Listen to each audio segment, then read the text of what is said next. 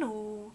In this video I'm going to be talking about where the idea for She-Wolf came about and how it developed to be a short film and where it all came from. So let me take you back to the 1990s, and I was one of those really irritating teenagers and still quite irritating adults that loves everything to do with snowboarding and skater culture and all that, but has in fact only snowboarded twice in her life and probably been on a skateboard once. So I just like the music, and I like the culture, and I like the sort of free spiritedness of it, and the clothes, and the boys. So yeah, I've always been a big fan of the Winter Olympics and things like that. So and I also love horror films. And I was just thinking one day, this is probably back in like 2007, 2008, before the sort of new wave of all the werewolf stuff came back. I was like, I'd really love to see a werewolf film where, that sort of pack mentality that you see amongst snowboarders and skaters and things like that. I mean, they have a pack mentality in some ways, but they're also fiercely independent and competitive, and not scared to kind of go off on their own and do things like that. And I just thought it was all very synonymous with the kind of wolf behaviour, and I thought, wouldn't it be so cool if there was, I couldn't remember seeing or hearing of a werewolf film about a pack of snowboarders. I did know one about a pack of like daredevil motorcyclists or something back in the 60s or 70s, which just looks amazing. I've not seen it, but it just looks wild. So yeah, I was just sort of, it was a love of two things coming together. So I just kept this idea in my head, and I didn't really know what to do with it, and time passed, and then, I would be like in what used to be Borders, and I'd see like magazines like this. This is actually from 2009, this one, and I thought I'll just flick through for this kind of skateboarding, snowboarding, werewolf film. I'll just have a flick through for inspiration and, see if there's anything that kind of catches my eye. And so this went on, and 2011, and I'm still buying magazines and going to see, like ski film tour things like this one at the cinema, and Snow Traveller, and I'm collecting these things, and I'm getting ideas, and still not written down a single word, but it was always sort of there at the back of my mind, until eventually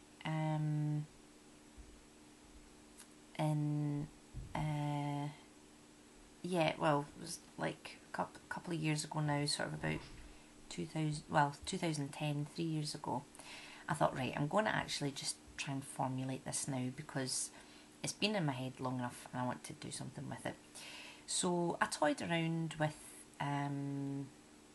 the idea of I always liked the idea of some sort of female character in the woods who already lived somewhere like a ski resort, and one of those kind of movies where a bunch of friends come up to a ski resort, and people had been sort of going missing during the winter season, and so on and so forth. But I really saw an opportunity for the kind of film that I would like to go and see, which would just have a rocking soundtrack, very 90s, just really cool, just fun with friends, but also this very interesting element with the sort of the female who turns up at the parties and is very mysterious and sort of luring, and all these ultimate sort of,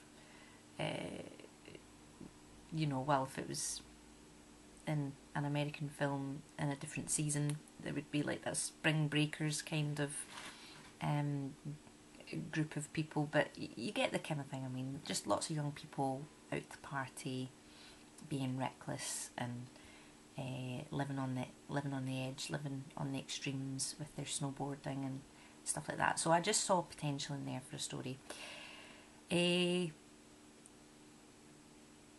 I decided that actually it was something that I kind of just want to write and produce myself, I thought, well, I live in Scotland and it's a beautiful place, and why not just use, you know, the gorgeous surroundings that we've got, and was working on the script. And what I came up with was a story called She-Wolf of Glencoe. And the synopsis went something like this, but this is a very early one. 6 friends embark on a snowboarding trip to Glencoe, but this winter the season's off to a hot and bloody start. A forest ranger is on the loose, hunting down local bums and wandering tourists for the kill, but no one seems to notice. In fact, no one notices at all, until 3 of the friends go missing at the resort's 90s revival night. From there, the night spirals out of control as the remaining friends attempt to find the rest of their group. Will they manage to save them before the she-wolf takes her feed? So that was kind of what I'd ended up coming up with. And the script is actually written for that and everything, and still needs more development, but a heavy influence for it was Twin Peaks and The Wicker Man, and the idea of these sort of villages with all these really established characters in them, lots of red herrings with, you know, who you think might be suspect, and I just love that. I just love, because the history of curses, you know, is folklore, and these small villages are very stereotypically labelled as places where these stories are passed down and told, and people are very superstitious and all that kind of stuff. So, oh, bear with me. An early synopsis was sort of a wee bit more specific about the plot and everything, and it goes like this. She-Wolf of Glencoe is the story of a bunch of friends who head up to Glencoe ski resort for the winter season. Their objective? Ski, snowboard and get wasted. Once they arrive, people start to go missing, but nobody really notices.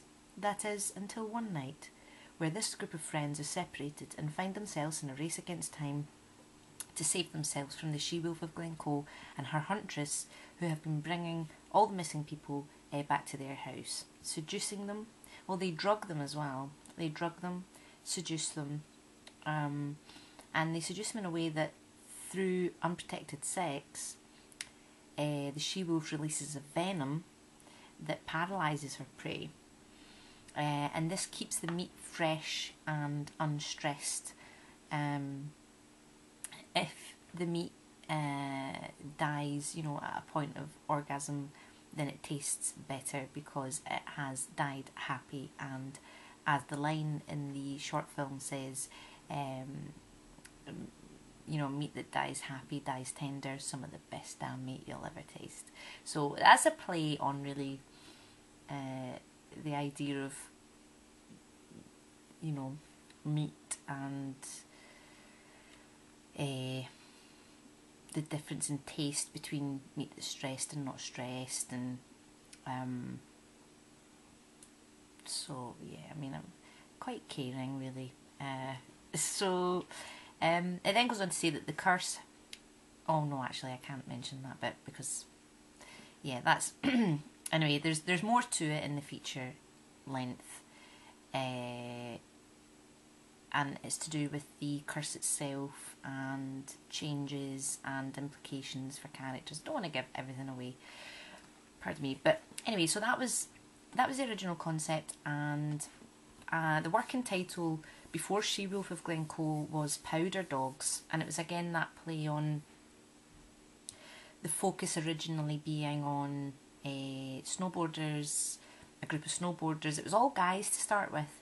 But then later on, actually when I was doing research into locations and things like that, I was just like, well, I really love this snowboarding idea, but to film this in the snow for however long, you know, with no money, I don't know, I just didn't have I just didn't have faith in my abilities at that point to take all these people up somewhere and shoot this thing in the snow. And I knew I could do it if I put my mind to it, but I just didn't feel ready for that kind of venture, especially feature length. So I thought I'll put that on hold, and I thought, well, hold on, how can we get around this? Maybe we can make it in the summertime, because the Highlands and places like that, they're still quite well known for extreme sports activities in the summertime.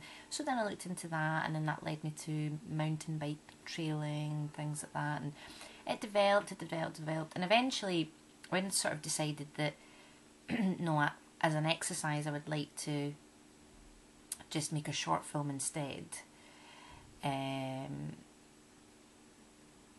you know, and learn from that, and then go on to try and do a feature film.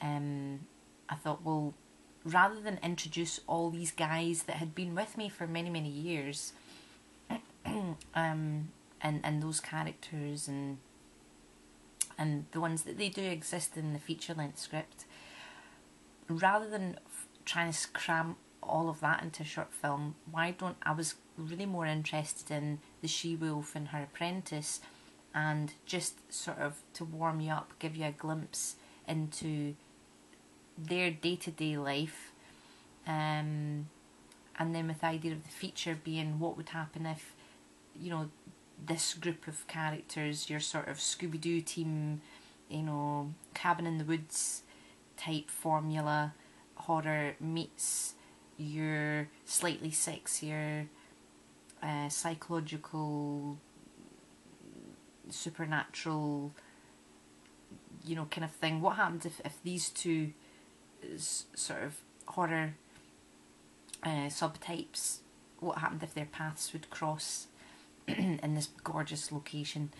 And so, you know, She-Wolf of the Woods was born. So that's the backstory for that. Another thing that really, really inspired me initially for the Glencoe idea and the snowboarding thing was, again, back to music.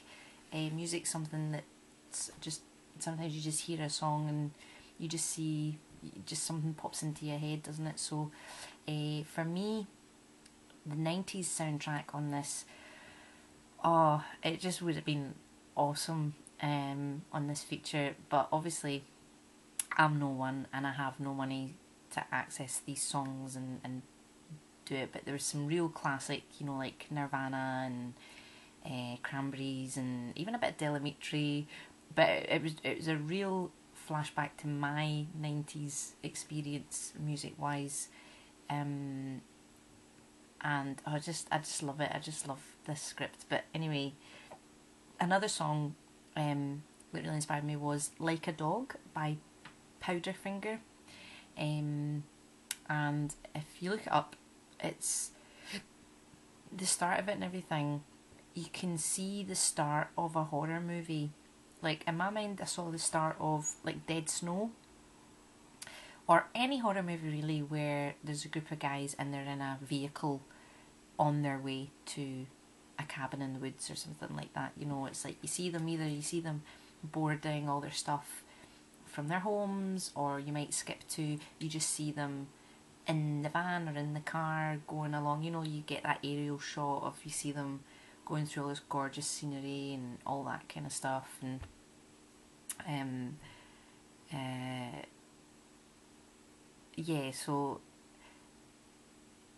that song, Like a Dog, that was my original, instead of like what we ended up going with in the She-Wolf of the Woods short film, which was very different. It still had that punchy opening song, but rather than the original ideas of intercutting with like sort of people skiing, like snowboarders skiing and going up to the camera, and you know, that excitement and all that kind of stuff. Then turned into like just someone on a mountain bike, you know, when we decided not winter but summer, someone on a mountain bike, and then from there it developed onto, well, actually we don't even you know, the mountain bike sequence would be quite complex and quite complicated, and because this group of people aren't there, it doesn't matter to establish that it's sort of a tourist season or whatever. You know, this is a glimpse almost out of season in the short film. We're sort of seeing what they kind of get up to out of season, but I think there's a real potential for a fun story as to kind of how they get on during the season, where there's loads of tourists and things like that. So yeah, so that was how the story eventually came about. Now,